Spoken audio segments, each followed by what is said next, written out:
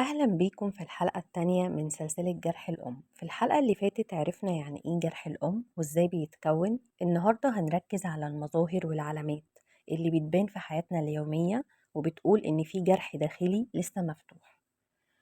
أول حاجة ضعف الثقة بالنفس، الشخص يحس إنه مش كفاية، دايما محتاج تأكيد من الآخرين.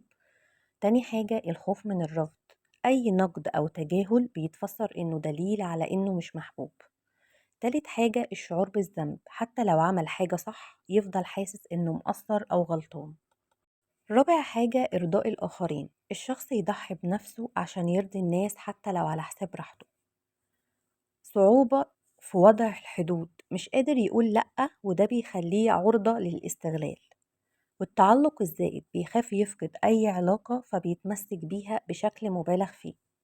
في العلاقات العاطفية ممكن يظهر في صورة خوف من الهجر أو تعلق مرضي بالشريك.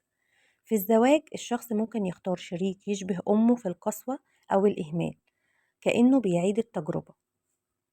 في الصداقات يا إما يبالغ في العطاء يا إما ينسحب بسرعة لو حس إن الطرف التاني مش مقدره. هقول لكم أمثلة واقعية. مثلا زي بنت كبيرة في السن، كل ما حد يبعد عنها يوم أو يومين تحس إنها مرفوضة وتبدأ تلوم نفسها. أو شاب في علاقة بيخاف يقول رأيه أو يطلب احتياجاته عشان ما يخسرش الطرف التاني. أو شخص ناجح في شغله لكن جواه صوت بيقوله أنت مش كفاية مهما حققت إنجازات.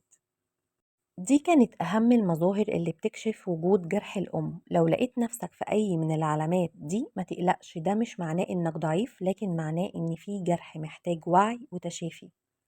في الحلقة اللي جاية هنتكلم عن تأثير جرح الأم على العلاقات بشكل أعمق،